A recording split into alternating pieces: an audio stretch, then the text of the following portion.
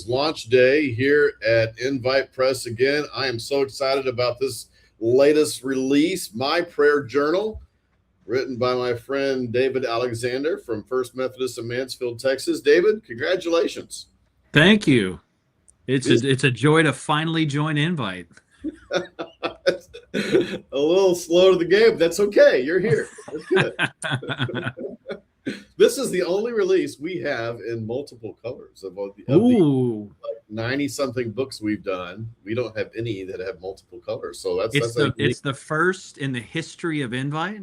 That's right. That's right. All Isn't this right. cool? Yeah. So I you can expect pick, my certificate in the mail. I think yeah.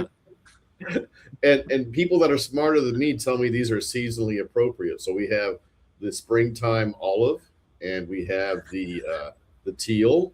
Oops, there we go. The teal, and then the clay for whatever season that fits in. So like the Whoever it name. is, it's people smarter than me too, because it wasn't my idea, but it looks great. All right, let's talk about a little bit of backstory. So, where did this idea come from? Well, it came out of as most resources do, the ministry here at First Methodist, and we dedicated all of last year, so 2025, to the practice of prayer. So we spent 3 or 4 weeks teaching on it at the beginning of the year, and what I wanted to do was to capture for those who would be joining us along the way, because we really wanted the whole year to be about prayer. But of course, some people aren't going to be there the first month. You certainly hope more people join the church. And so I wanted to capture a synopsis of the teaching that we shared. And that's where this came from, was just a little what we call field guide that we put together on prayer, and then shared it with you, and you had the great idea. I really feel like you should have a co-author piece here, because of how much work you did, of taking it and then saying, hey, this could be a journal for people. And so that's really where it came from, is an idea of just something we could hand out, and then, no, wait a second, this can actually be a resource that people can use on an ongoing basis to track with this goal of developing and deepening in the daily habit of prayer. Let's talk a bit about that. So we have on the front here month and year. It may not be. I'm not sure how visible that is, but you can kind of mark when you start, and then throughout, what we've tried to do is to blend in some real kind of core teaching from you, just kind of introductory material here, state of my soul today, simple rules about prayer. And then as you go through each one, you'll have like my thoughts, joys, concerns. And then, like you talked about here, space to be able to track this. And my idea about this, David, is that for years and years, I've tried to create or keep a prayer list. So you say you're going to pray for somebody, then you want to be Mm-hmm. about that. You want to write down the names of who you're praying for. But there's no real great place. I've never found a consistent way to do that. Sometimes I've used paper, sometimes I've used my phone.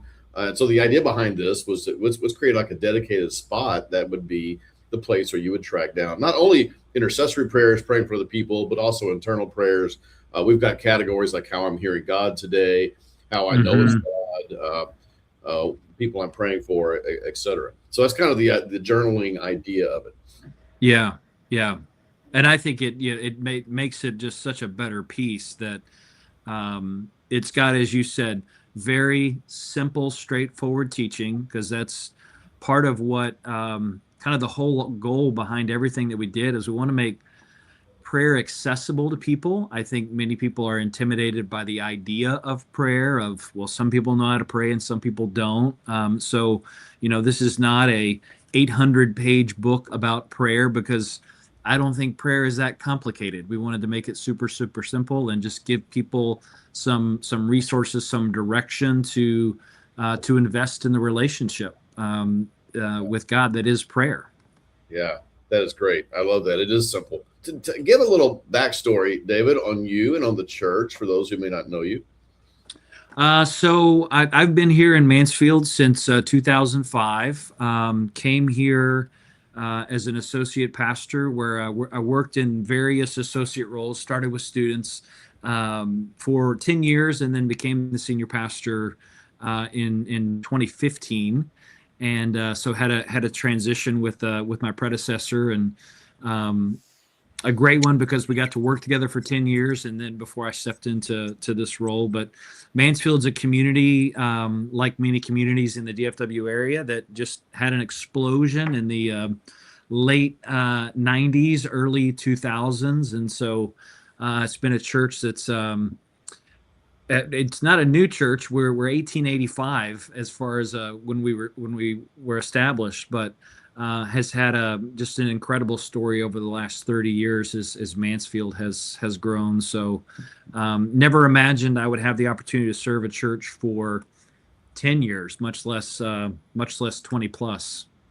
That's great. I didn't realize you'd been there that long. Wow, David, that's great.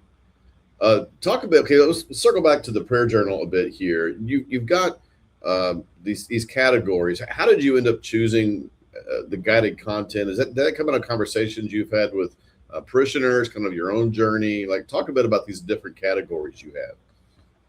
In terms of the practices, or the way Yes. the way the book is laid out. Yeah, in terms of the practices, which then lead into some of the categories of the book. Yeah, so I'll go ahead and jump all the way back.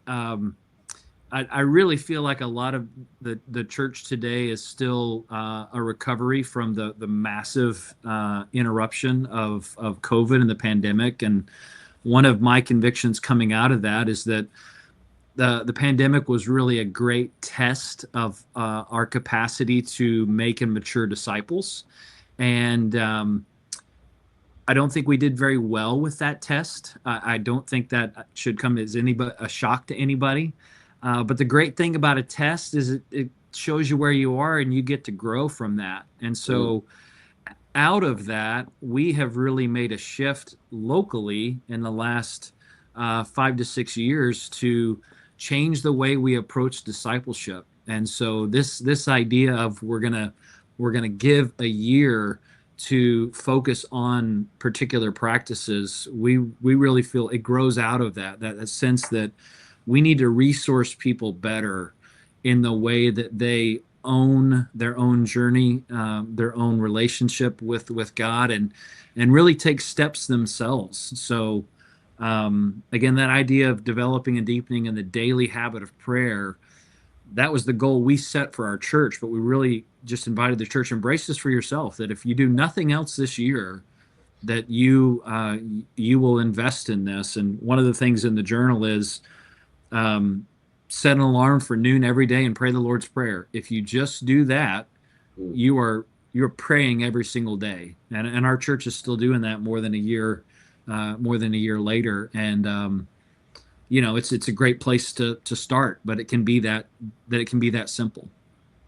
That is awesome. Let me talk a bit about the logistics of the launch here.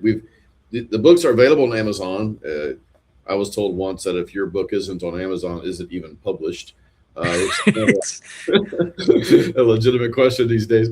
So you can always get it there. But I also want to point out on inviteministries.org that we have some bulk discounts set up. And this is really the best way to get it because, obviously it's designed to be reusable. It's the kind of thing you can easily gift to someone else.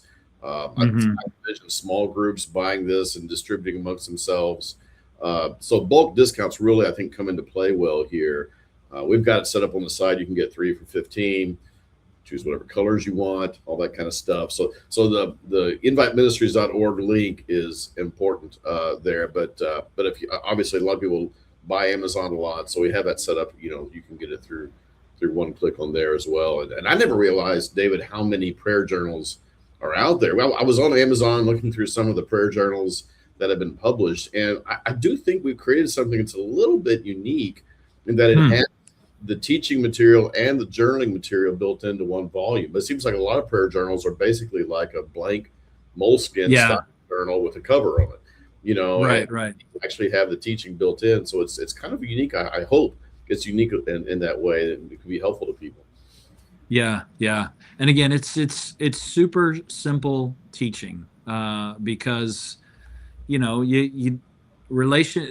prayer is a relationship with God, and a relationship that you have with anyone else. They're complicated by all sorts of factors, but you learn by investing in the relationship and not by necessarily reading a book on relationships, but it's the daily interaction that deepens you in that. And so that's really the heart of this is we want people, don't just read another book about prayer. You've probably read enough books about prayer. Nothing against all the other resources that you have, but have you actually prayed? Yes. If that hasn't happened, then it's really not, it's not great to have the expectation that things are going to change if you haven't actually invested in the practice. Yes, I love that. So as you know, our viewers may not realize this, but this has kind of been out for a bit. We created this in December, Yeah. have it in time for Christmas, sent it to your church here at our church as well at St. Andrew. I'm curious the initial feedback you have heard there at First Methodist about this. What kind of response are you getting from folks? Yeah, so it's a little. I think it's even more unique here because we had the resource that we had put together all the way back to February of '05, and I'm sorry, not '05, '25. And then we released the prayer journal in November, and so it was a nice stocking stuffer for people in our church who had already engaged with the content, and we're excited about sharing it with family members and others that they wanted to celebrate at Christmas. So and the addition of it being more of a journal as opposed to just a teaching piece that, well, you read it and then you put it down and then what else do you do with it, was also something that people are really excited to see. What kind of hopes and dreams do you have? I ask this of every author, David. When you create, writing as a ministry, publishing as a ministry. So as you put this out into the world, as we publish the gospel, so to speak, what would you like to see have happen with this book over time?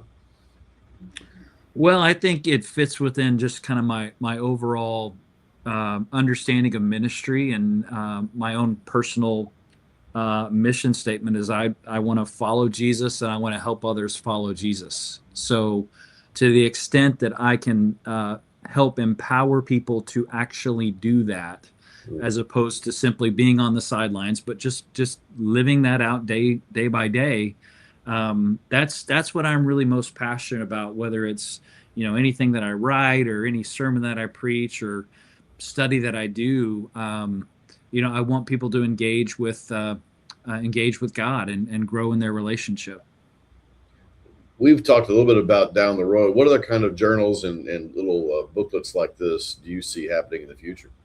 Well, there's the one that we're doing as far as practice for this year. I've already told you, Lynn, I really think it could be a bestseller because this is what people are just hungry, pardon the pun, to hear more about, which is we're fasting. We're focusing on fasting this year.